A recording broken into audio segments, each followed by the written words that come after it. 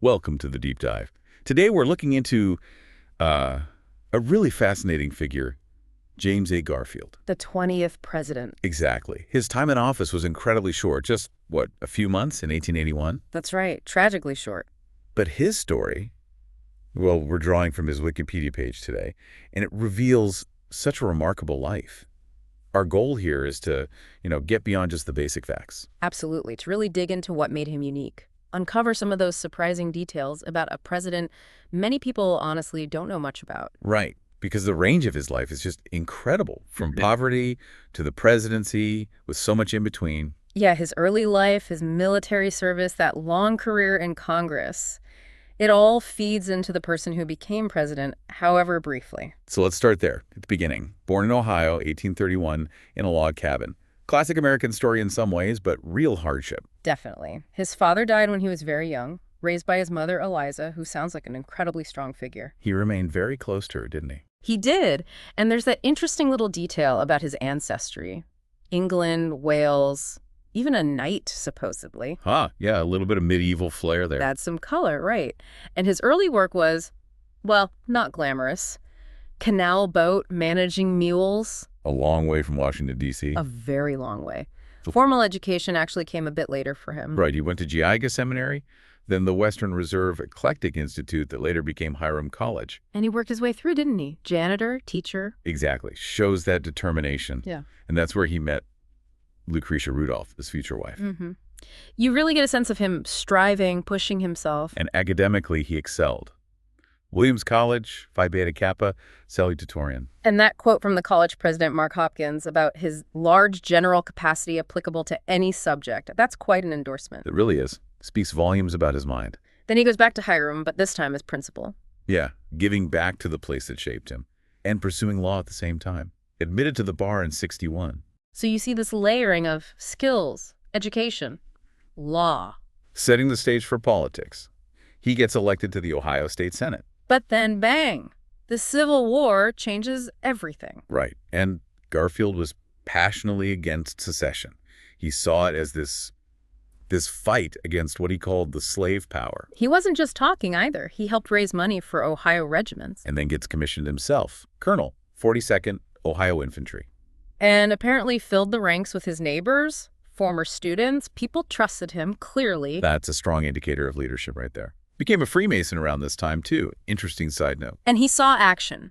Eastern Kentucky, commanding the 18th Brigade. The Battle of Middle Creek, the only one he personally commanded, right? That's the one. Drove out the Confederate forces, got promoted to brigadier general for it. But what's interesting is what he did after the victory. The Amnesty Proclamation. Yeah, quite lenient towards the former Confederates there. Maybe a sign of his thinking about reconciliation, even then. It could be. A pragmatist, perhaps. Or just seeing beyond the immediate conflict. Then he's at Shiloh, leading the 20th Brigade.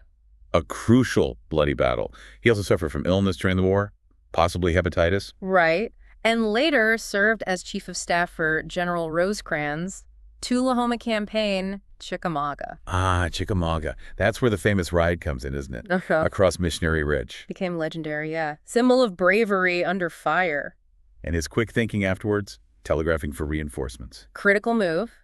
Brought in 20,000 troops, apparently, earned him another promotion to Major General. So a decorated military career alongside everything else. Quite the resume, as you said. And then, while he's still technically a general, he gets elected to Congress, 1862. Can you imagine? Lincoln himself apparently told him to take the seat, said they had enough generals but needed reliable votes in the House. Wow. Direct advice from Lincoln.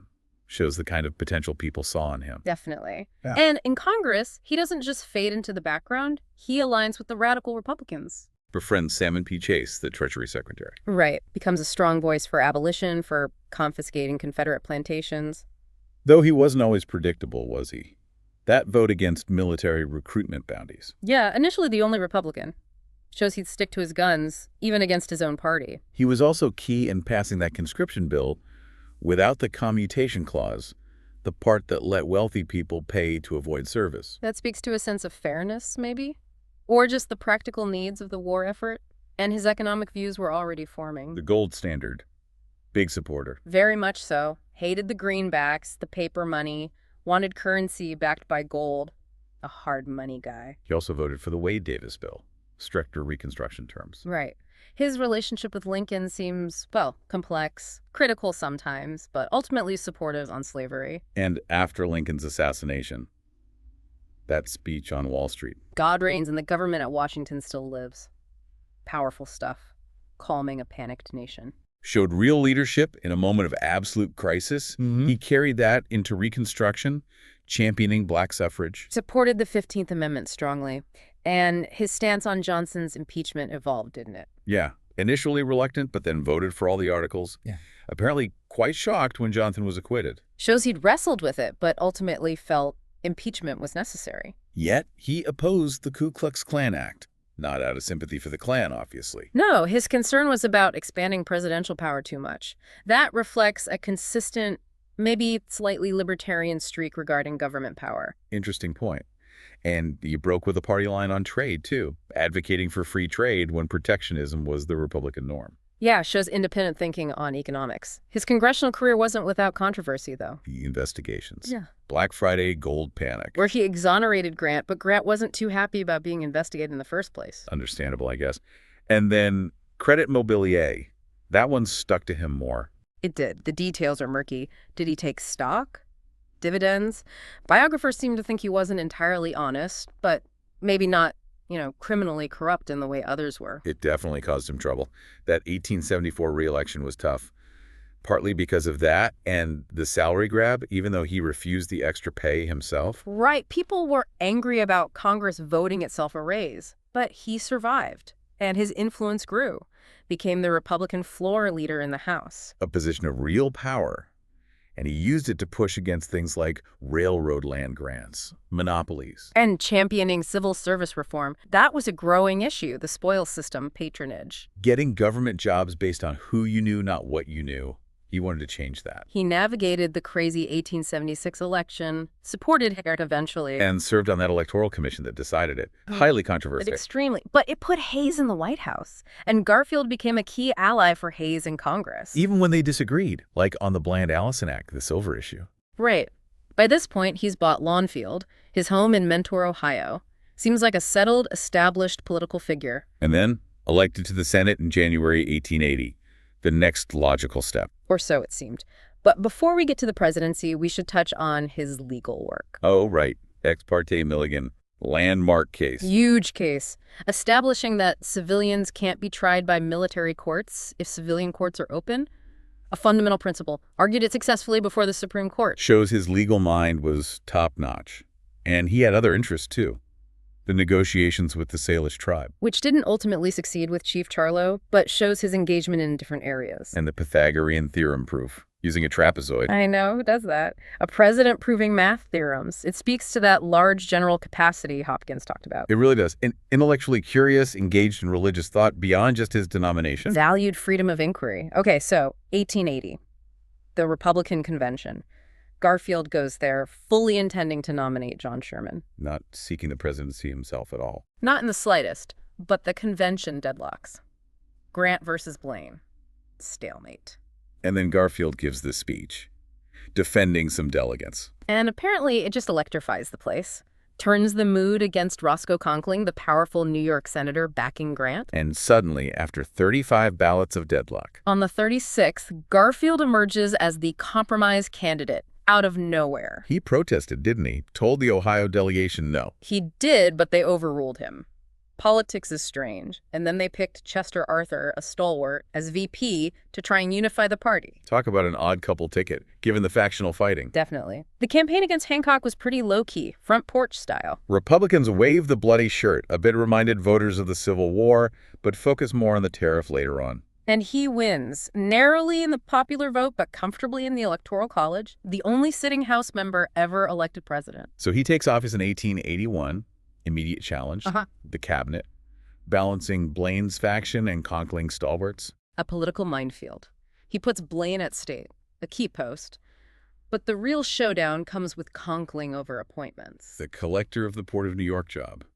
A huge patronage plum. Exactly. Conkling wants his guy.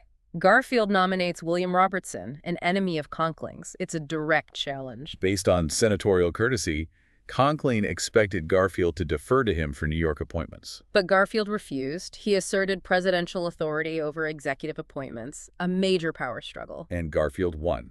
Conkling and the other New York senator, Platt, resigned in protest, expecting to be immediately reelected by the state legislature as a show of force. But it backfired spectacularly. They weren't reelected. Huge victory for Garfield. Huge blow to senatorial patronage power. It really asserted the president's role.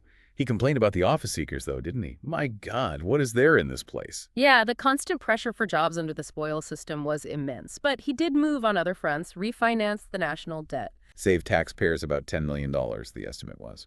He also got Stanley Matthews confirmed at the Supreme Court, despite some controversy. And he did support civil service reform, even if the reformers weren't always happy with his pace. He started investigating the Star Postal scandal, too. Trying to root out corruption there. And he really believed in education as the way forward for African Americans. Proposed that federal education system, though it didn't pass. But he made symbolic appointments: Frederick Douglass, John Mercer Langston. Showing commitment. Foreign policy, guided by Blaine, was ambitious too. More trade in the Americas. Trying to counter British influence, planning that Pan-American conference, looking at Panama, Hawaii, treaties with Korea, Madagascar. And starting to think about modernizing the Navy. A lot packed into just a few months. It really was a glimpse of what might have been. But then, July 2nd, 1881. The assassination attempt. Charles Guiteau. A disturbed individual, a disappointed office seeker who thought killing Garfield would somehow help the stalwarts and make Arthur president. Ugh. Utterly delusional. And security was basically non-existent then. He just walked up and shot him at the train station. One bullet grazed his arm, the other lodged inside him. And the medical care. Oh boy. Yeah. Dr. Bliss and others. Probing the wound with unsterilized fingers, instruments. Introducing infection almost certainly. Alexander Graham Bell tried to help, right, with his metal detector. He did, a very early version, but Bliss insisted the bullet was on the opposite side from where it actually was, so Bell's device couldn't find it. Tragic irony. They even had an early air conditioning unit trying to keep him comfortable. But the infection. It just took over. Sepsis, pneumonia. He lingered for 79 days. An agonizing ordeal. Finally died on September 19th. And the debate continues. Could modern medicine have saved him? Probably, yes, regarding the infection control.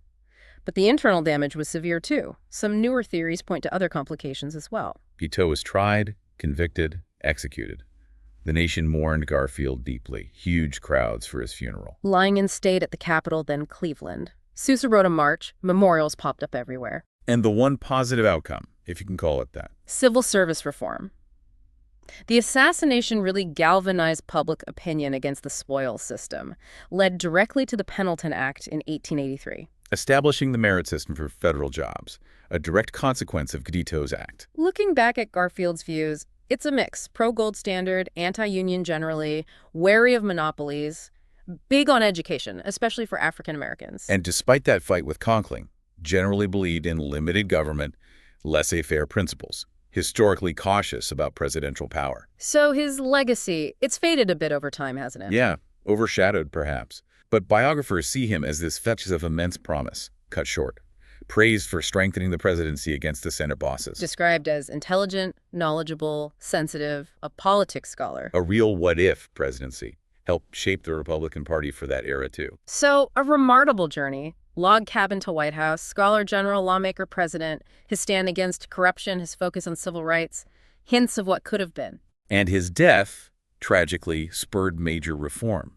It really makes you think, doesn't it? Mm-hmm. How different would things have been if he'd served a full term, or even two? It does. And what can we learn from his commitment to principle, even when facing intense political fights?